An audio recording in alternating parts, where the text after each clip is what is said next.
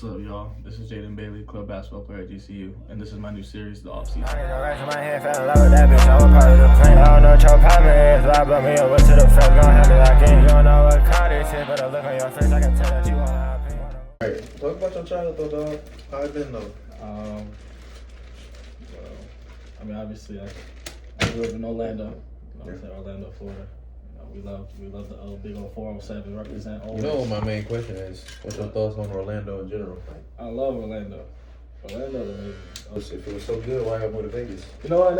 I actually never told you this. I don't think I told you this, but a lot of people don't know. But I didn't actually mean to move to Vegas. What really happened was, my mom sent me and my brother to Vegas for the summer to live with my uncle because she wanted to save money and stay back home in Florida for the whole summer. So we actually, we weren't supposed to move to Vegas. We just spent the summer there, and then she ended up losing her job over the summer. And one day she just popped up in Vegas and said like, we're gonna stay here for a little bit, and then that was history. We were just there. We ended up staying there. Went to stood with my uncle for a bit. Went to high school right across the street, and then that's how I started there in Vegas.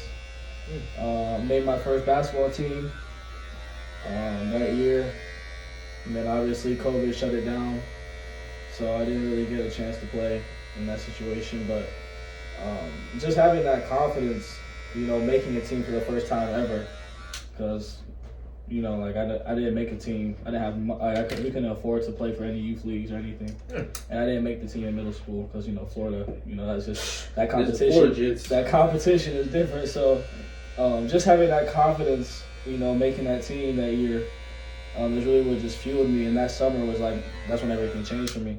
I was in the gym all the time, early in the morning. I used to go before school, and work out with the wrestling team, just to lift. And my coach, shout out Coach B. We used to just work out all the time, early in the morning, in the afternoons. That's kind of how that went when I first moved down there. Right. After that first year, my coach from my first high school, had got the job at the new high school I was at, which was bigger. It was a 4A school. And in Vegas, I know in Texas you guys go really high. Yeah. But in Vegas, we only go up to 5A. Yeah. So I was going up to a 4A school. And that's when I transferred that summer going into my sophomore year. And then he was the coach of the JV team at the time. So obviously I make the JV team. And that's when I started playing really well. I was 18. I had a couple 20 balls. I did have one 30 ball at the very last game of the season, 29, but we'll call it 30. That's a 30 ball. We'll call it 30. That's a 30 ball. Yeah, that was a great game. Shout out Green Valley. Shout out Green Valley. But I played that season out, and then what happened was that summer going into my junior year, that was when I was doing my college visits. I did the camps. I did the Steph Curry camp. I was training soup way harder than ever. Well, after all that, we're going to your junior and senior year. How did that start out? And I know my junior summer, my sophomore going into my junior summer, my coach that from my first high school that was coaching the JV team for the new one, ended up getting fired. He got fired right before the season started. And where did he end up going? He ended up coaching at a middle school and another high school afterwards. But he had got fired for recruiting. But that was kind of dumb because every coach did it. So he got fired for recruiting, and that was when the whole lore of the new coach happened. He got hired. I want to say a little bit over a month before the season. So we started really late. We started with when teams were already damn near about to be in the preseason type shit. So. And so he comes there. He comes in there, and we was so tight, bro. I already knew him from AAU. That was the most confusing thing about the whole story with him. Me and him were already pretty cool during AAU. I used to play his team all the time. We used to dap up, shake hands. And I was playing with him. I was playing over the preseason with him. I was playing really well. Whatchamacallit? Obviously, he brought his son over. Me and him were always cool. Honestly, I feel like the coach is the reason why me and him aren't, as close anymore. Because I feel like he kind of like stepped in the middle between us and kind of filled both of our ears with, Nonsense. Yeah, nonsense. First game happens. And then the day before the game, the day before the first game, he takes away my jersey. Actually, no, I lied. I was going in to go get my jersey, and he basically was just like, no, like, we're not gonna like keep you on the team. You're gonna play JV. And I was just like, why? And he didn't really give me a reason why. He was just like, oh, like, just gonna have you go up and down. And then we know see what that means. Yeah, in the basketball world. yeah. It was like, we'll just have you go up and down, and we'll see how it goes from there. I go through that season, obviously like upset and pissed off because I worked so hard that summer before. Yeah. And after every single game, he's telling me like, yeah, you're gonna be like, we're gonna move you up, we're gonna move you up. Never moves me up. And bump your head. it would have been one thing had he would have just said, you're just gonna play JV. But after every game, he would pull me to the side. He would text me, like he would tell me all the time, like, you're gonna come up, you're playing well, yada yada yada, this and that. So that really mentally messed with me throughout every game. Get ready for next season. What happens with you and the coach? His biggest thing was he used to love being my best friend in my face and then hating me when my back is turned. You know what I'm saying? Yeah. And do what I gotta do to play and get this film so I can get to college and go home. You know what I'm saying? Basically, go to work, come home. Go to work, come home. So, same thing happens. Like we start the season. Instead of putting me down to JV because he couldn't this time. He decides not to play me. Again, no, he didn't give me no reason or nothing to not play me. But yeah, I'm just like, he's not playing me. So I was just like, okay, whatever. Like I was expecting this, so I was like, it's whatever. I'm still gonna come to practice. I'm still gonna work hard. I'm not gonna like be demotivated. And then right after the new year, I get a text message from him saying to bring him his jersey back. And I text him back, I'm like, why? And he just like meet me during lunchtime. So I meet him during lunchtime, and he basically just like, bring my shit back, like out. And I'm just like, why? And he's not giving me no answer. He just slams the door in my face. And that's the last time I talked to him. Shit, what we about to eat? That's my real good question. Huh? I ain't gonna lie. I'm about to give me these 2 quick large fries from Chick-fil-A, call it a day. No cap. And yeah, that was history. I didn't get to do my senior year and my senior night. I never got an opportunity to showcase my skill on the varsity court, which was crazy because, Vegas is a really big name, but it's a really small city. Yeah. Everybody knows each other, and if you don't know somebody, then you know somebody that knows that person. And that's kind of how AAU is. Like, most Vegas kids don't leave Vegas for AAU because all of the tournaments come to Vegas. It's really just the best players in high school teaming up in AAU. So I was playing the same people we would play in a regular high school season, but instead of a regular high school team, it was just an AAU team on crack. And I used to give them 20s, 25s every weekend, every single weekend. So if I can do that on a team of all-stars, why would you not believe I would be able to do that, in a regular high school season when there's only 1 or 2 of them on the same team? And so after all this happens, you getting ready to go to college. What's the process and mindset looking like? How I got to college? No, just general. Like once that season's over with, and now it's like, okay, it's time to go to college. Jump into AAU. You jump in AAU. I went into AAU in the middle of the school year, in the middle of school season. And what The happened? moment he kicked me off, I was playing AAU that same month because I needed to get the film. When I did finally get that email back, like, we want to have you come onto the team and give you the scholarship. Like, So what was that day and what was that moment like when you got it? Do you remember? Bro, I don't even know how to explain it. Like, I was ecstatic, bro. Because I shouldn't even have been in that position anyways. Because 4 years prior, I couldn't even make a basketball team. And you get that offer, and you get to your new school, new college. What happens for you to go there, and now you're here? It just wasn't what I was promised in a way. Like it just the way the program was structured and as far as like development, competition, coaching, all those type of things, it just wasn't what I wanted it to be. And I knew once I signed that paper, like that it was just gonna be a stepping stone to where I'm at now. You know what I'm saying? You know, the D1 coaches, you know, have a history of pulling up players from the club squads. Like, you know what I'm saying? I think you should do it. And then obviously, like when it first happened, I was like, nah, I'm not leaving in the middle of the year.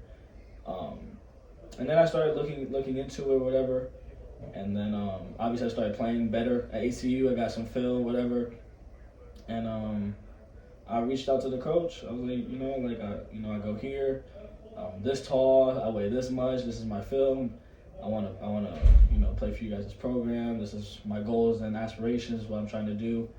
And then I got on the phone with him like literally like the next day.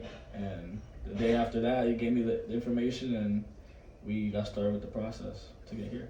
So, obviously, you know, and for the people that are probably watching now know, like my goal, obviously, you know, and for the people that are probably watching now know, like my goal, obviously, is to be on the Division I team. You know, I want to walk on. Obviously, I'd want to get a scholarship, but my goal, I go step by step. You know, I live day by day. So if we go, let's say, you know, if God has it in store for you, and you know, for anybody that wants to go D1, you know, what's the step after that? You go D1, probably what? What are you gonna do after that? Are you gonna, you know, get out of college with a degree, or are you gonna, you know, try and go overseas, go to the league? The goal after when I make it to the Division I team, whether it's here or somewhere else, you know, whoever, God willingly. The goal, the main dream is to become a professional basketball player, whether it's NBA, overseas, Antarctica, for basketball, and just to share my story, you know, for other kids that are in the same situation as me. That's the ultimate dream, you know, because at the end of the day, like, everything I do as far as like basketball and like content creating, like growing up when I fell in love with all of this, I wasn't getting paid for it. I didn't even know people got paid to play basketball or make videos growing up. You know what I'm saying? So I just try to keep that same passion now, that like money isn't everything when it comes to these things like this, things that you love. So obviously, yes, the goal is to become a professional and eventually make money from things like videos and playing basketball, but the ultimate dream is to inspire other people to chase their dreams when it may seem that it's not obtainable. Whether it's playing basketball, being an engineer, you know, maybe being even an accountant, painter, whatever it is, like just to always believe in yourself. Because after that season when I got kicked off the team, nobody believed in me. You feel me? I lost most of my friends. I don't even talk to half of my teammates anymore from my high school team. So, you know, just believing in yourself, you know, listen to other people, and just inspire other people all over the world. Now I pose the next question. What's the now looking like? Right now? What's the now looking like? What's the next The step? off season? What's the off season gonna look like? The off season is about to be the craziest off season I've had in my life, for sure. I'm very locked in on tackling a lot of my weaknesses, as well as making a lot of my strengths elite.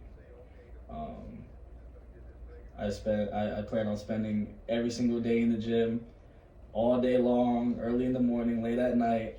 You know what I'm saying? And, you know, keep making my videos, keep working out. I would love to travel. I want to get more opportunities. I think that's the biggest thing too. I want to get opportunities to play in like maybe some leagues, maybe some pro-ams. I want to meet cool people. I want to work out with pros. I want to work out with, you know what I'm saying, like anybody. Like I just want to just gain a lot of opportunity and do a lot more networking this off season. But obviously the ultimate thing is just to keep working out, put myself out there.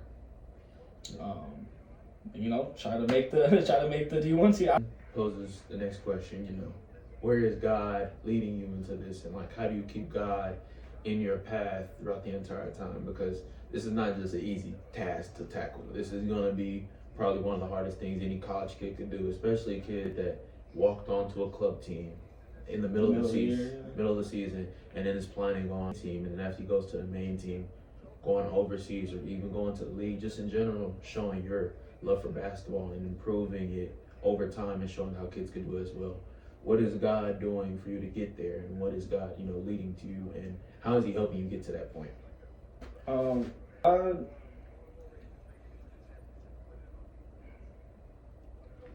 I wasn't going the right path before I started praying, and before I started putting my faith into God. You know what I'm saying? So it's not even just so much this situation, but just my whole life. You know what I'm saying? Like, He's given not only me but my family the strength to get through a lot of adversity throughout my life. Like, when I was growing up, I lived hotel to hotel, went school to school. You know what I'm saying? I shouldn't even be in the position I am right now to even be this close to my dream. You know what I'm saying? So as far as God, I'm just going to continue to keep praying, keep asking questions, and keep putting Him first. You know what I'm saying? Because at the end of the day, without Him, I wouldn't have any of this. And He blesses me with waking me up every morning. Mm-hmm. He wakes me up every morning, because it's already hard enough to wake up early in the morning for school, let alone waking up 2 hours earlier to work out. You know what I'm saying? And even in my daily naps, you know what I'm saying, you can go to sleep and take a nap and you might not wake up. You know what I'm saying? So every day that He wakes me up is a blessing. He doesn't have to do nothing for me. He don't owe me shit. You feel me? Like, so him doing that, just inspires me and keeps reminding me that, He has a plan for me. And so it's not over yet. It's the first episode. First episode of the off season. This is the intro, and so we're praying and hoping that there is not just one intro, but there is an outro, there's a middle, there's a passage, there's everything into it. So we'll just leave off on a couple words from JB before we turn off the camera. Like and subscribe. I'll catch you on the next one. Peace out. Appreciate you, my guy.